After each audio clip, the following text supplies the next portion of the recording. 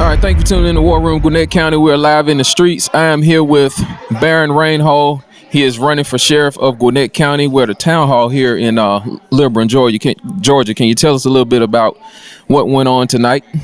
Sure. It was actually the title was "Keeping Our Kids Safe in a Technology Age," and the speakers were local RSOs that are assigned to the school, and talking about the issues with technology, with child trafficking, signs, and we had a couple other organizations here that are regional, and they specifically went into a deep dive of how just advice on everything from how to use technology, how parents can use technology to know what their kids are looking at on in social media, how people get lured into sex trafficking and get exploited. Some pretty fascinating statistics, and actually, pretty shocking. A lot of the things you think that you know, and then you find out it's a lot worse, and it starts at a lot younger ages than you might have suspected. So hearing the statistics from the police officers who actually are doing the investigations and are interacting with the kids, their advice was, age appropriate, of course, but you need to be talking to your kids really young. They don't need smartphones. Everyone's going to beg for one, but obviously if you don't have, if you're not, monitoring what's going on as parents, I guess the biggest thing that was, it seems intuitive, but you don't think about it. You hear about this sexting. Well, if an underage kid is sending an inappropriate photo to another underage kid, and that goes back, both of them are guilty of child pornography because they're both underage. So you think about that and the ramifications. So anyway, a lot of really good information and stuff that needs to matriculate throughout.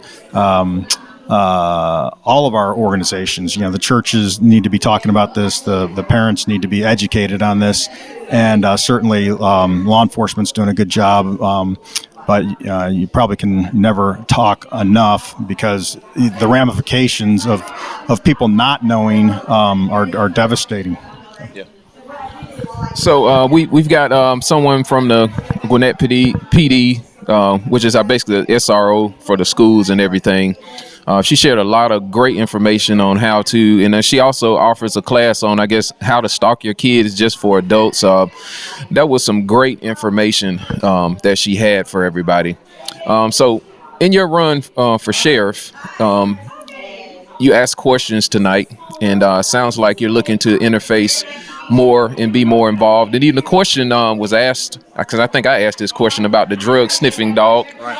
Or what have you, and I believe from the lady's vantage point that was in the audience, she wanted to know why can't we be a bit more proactive? So as sheriff, would you be looking to be more proactive or reactive in situations like that? What are your personal thoughts? What are your thoughts of having the dog go in and stuff like that? Because there has been an uptick in drug encounters and things like that in school. Sure.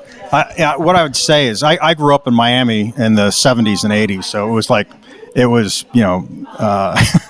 that was the kind of the maybe the pinnacle of drug trafficking. And there were drug sniffing dogs. I mean, I remember dogs in my junior high school, and I remember them finding stuff. And I remember the students talking about, okay, this is not smart because it's just like anything. If people know that they're going to get caught doing something, then they don't do it. I was a commanding officer in the Navy, and every command I did, especially the Special Projects Unit I was in, I told people, hey, the Navy authorizes so many unit sweeps a year, and then you can ask for more. I said, I'm going to just keep asking for more. Don't do drugs in this command, because I'm just going to, we're going to do drug sweeps, the whole unit, at least monthly. So you're not going to get away with it. And guess what? We didn't have drug problems because they knew that they were going to get caught. So I said, do it on somebody else's watch, but not on my watch. And if the kids know that there's a drug dog that's stationed at that school, or is going to go by at least twice a week, guess what? they're, maybe they'll leave the drugs in the car, do whatever else, but it's not going to come into the schools.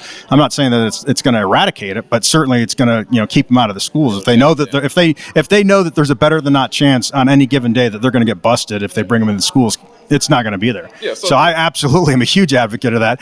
There's probably people that are risk averse and like, oh well, what happens if the dog goes crazy and bites them, or listen, we use drug dogs everywhere, and how frequently do you hear about them? Have you ever heard? No. I mean, I'm sure that it's happened. Like anything can happen. Lightning does strike somewhere, but is it normative? No, because if it was, then we wouldn't have drug sniffing dogs. So you see them at the airport all the time. There's people all over the place at the airport. I mean, it's just you train the dog, and then you keep the dog trained. So that's my opinion. All right, y'all. So that's Barrett Rainhole. He's running for sheriff. Make sure you like, share, and subscribe. Contribute to his campaign if you feel so compelled. And we'll see you on the next one.